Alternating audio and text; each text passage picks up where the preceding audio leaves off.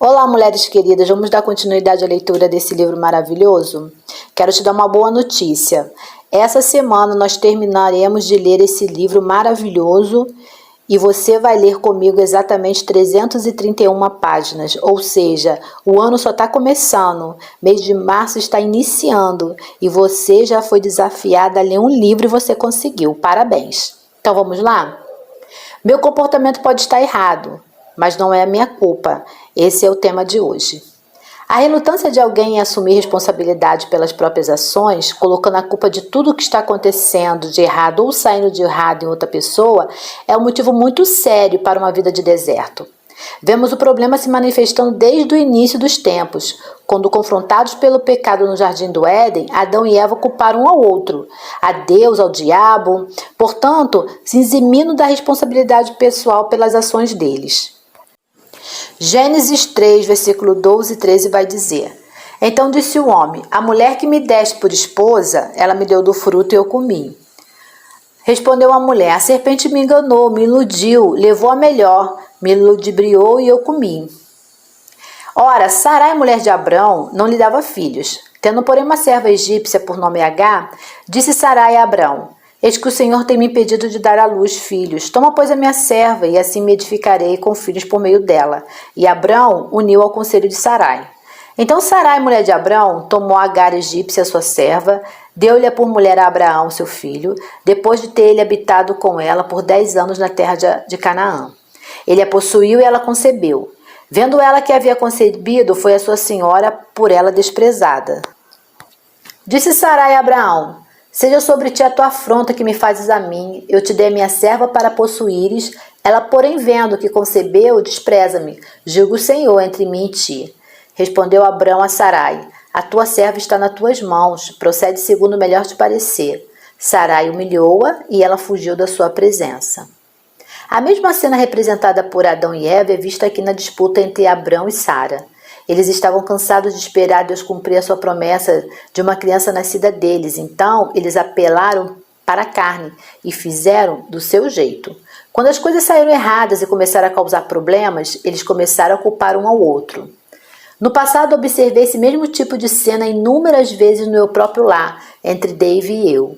Parecia que estávamos continuamente nos evadindo dos problemas reais da vida, jamais querendo enfrentar a realidade. Recordo-me vivamente de ter orado para que Dave mudasse.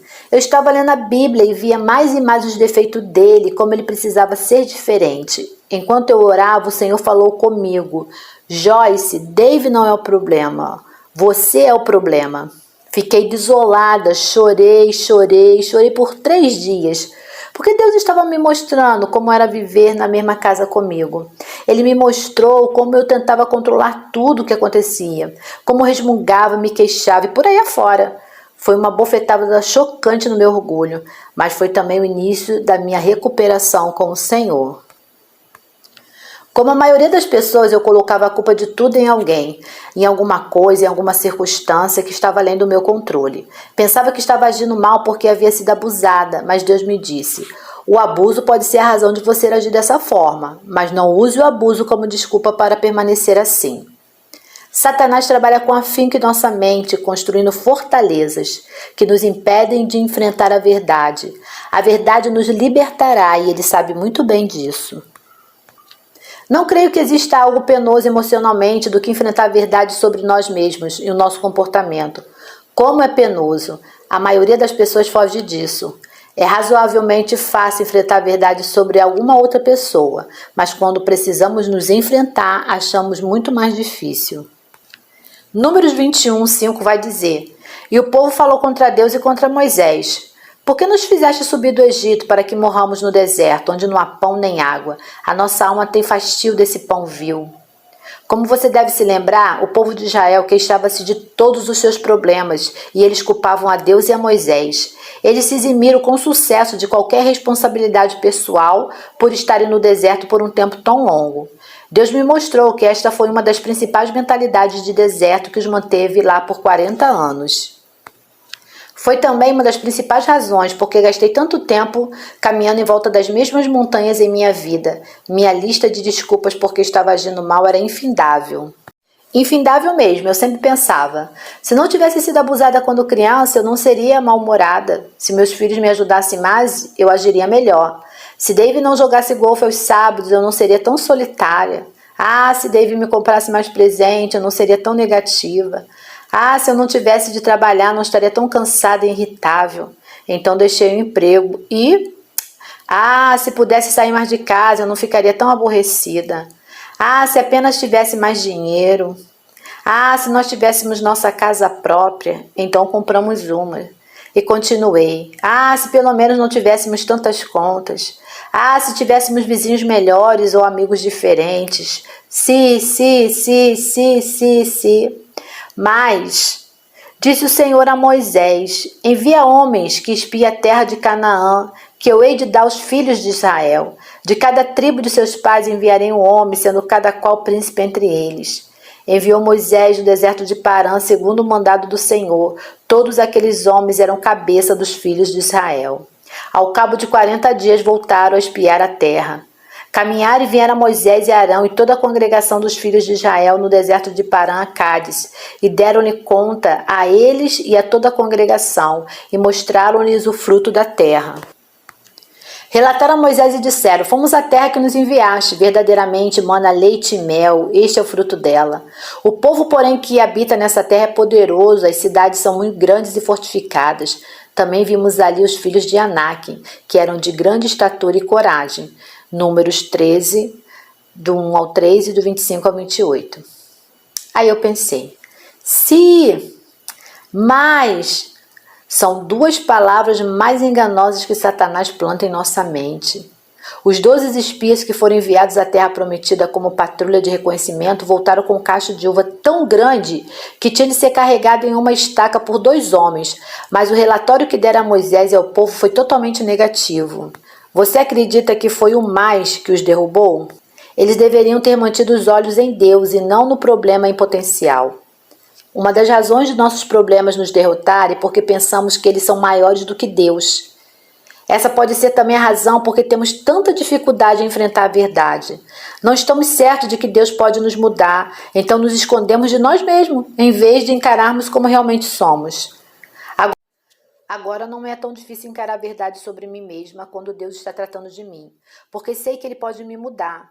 Eu já vi o que Ele pode fazer e confio nele. Entretanto, no início da minha caminhada com Ele era muito difícil. Tinha passado a maior parte da minha vida me escondendo de uma coisa, de outra. Tinha vivido na escuridão por um tempo tão longo que sair para a luz não foi tão fácil. No Salmo 51, o rei Davi está clamando a Deus por misericórdia e perdão, porque o Senhor estava tratando com ele sobre o seu pecado com Betseba e o assassinato do seu marido. Acredita ou não, o pecado de Davi havia ocorrido 1 ano antes desse salmo ser escrito, mas ele não havia encarado nem reconhecido. Ele não estava enfrentando a verdade, mas enquanto se recusava a fazê-lo, não podia se arrepender, e enquanto não se arrependesse, Deus não poderia perdoá-lo.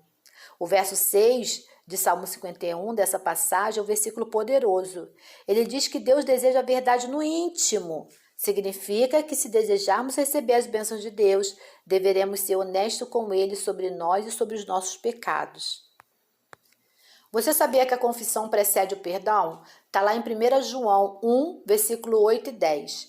Deus é rápido para nos perdoar se nos arrependermos verdadeiramente, mas não podemos nos arrepender se não enfrentarmos e reconhecermos a verdade sobre o que fizemos.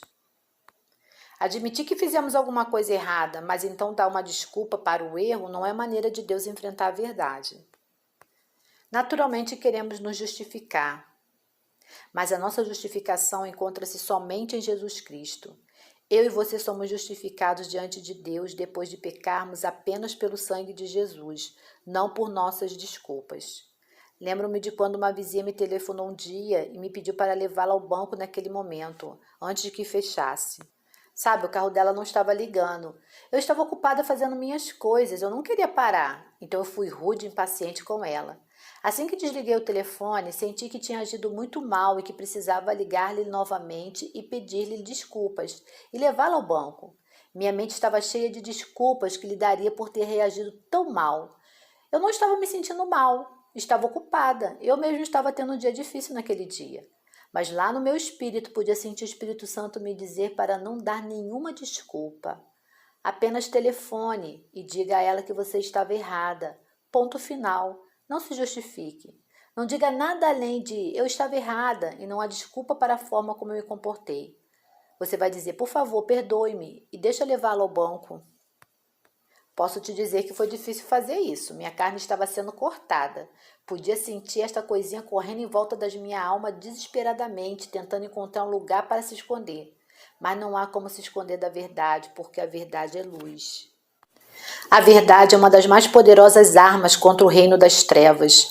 João 1, versículo 1 ao 5 diz, a luz resplandece nas trevas, e as trevas não prevalecem contra ela, não a apagam ou absorvem, nem se apropriam dela, nem foram receptivas a ela. A verdade é luz, e a Bíblia diz que a escuridão jamais subjugou a luz e jamais subjugará. Satanás quer manter as coisas escondidas na escuridão, mas o Espírito Santo quer trazê-las à luz, tratar delas, então podemos ser verdadeiramente e genuinamente livres. Jesus disse que a verdade nos libertaria, João 8,32.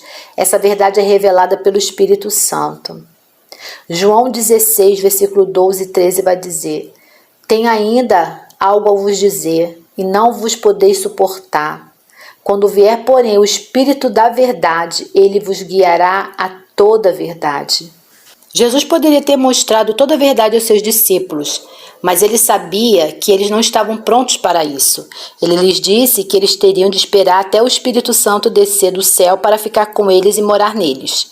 Depois que Jesus subiu aos céus, ele enviou o Espírito Santo para trabalhar conosco, preparando-nos continuamente para que a glória de Deus fosse manifesta por intermédio nosso, em vários níveis. Como podemos ter o Espírito Santo trabalhando em nossa vida se não enfrentarmos a verdade? Ele é chamado do Espírito da Verdade. A faceta principal do seu ministério a nós é nos ajudar a enfrentar a verdade, trazer-nos a um lugar de verdade, porque apenas a verdade nos libertará. Alguma coisa em seu passado, uma pessoa, um acontecimento, circunstâncias que o magoou, pode ser a causa da sua atitude e do seu comportamento errado, mas não permita que isso se torne uma desculpa para permanecer dessa forma. Muitos dos seus problemas de comportamentos foram causados por ter sido sexualmente abusada, verbalmente e emocionalmente, por muitos anos. Mas fiquei presa aos padrões de comportamento errado quando usei o abuso como uma desculpa para eles. Isso é como defender o inimigo dizendo, eu odeio esta coisa, mas é por isso que eu aguardo. Você pode experimentar uma gloriosa liberdade de cada escravidão definitivamente. Você não precisa gastar 40 anos vagueando no deserto. Ou se você já gastou 40 anos ou mais porque não sabia as mentalidades de deserto, o estavam mantendo lá até hoje, pode ser hoje o dia da sua decisão. Peça a Deus que comece a mostrar-lhe a verdade sobre você mesmo. Quando Ele o fizer, suporte. Não será fácil, mas lembre-se de que Ele prometeu. De maneira alguma te deixarei. Nunca, jamais te abandonarei. Hebreus 13, 5. Você está a caminho da saída do deserto. Então, desfrute a terra prometida. Bem, minhas irmãs, terminamos por hoje a nossa leitura. Nosso próximo capítulo, ainda na mentalidade de deserto, com o tema Minha vida é tão miserável, tenho pena de mim mesmo porque minha vida é tão infeliz. Até a próxima leitura.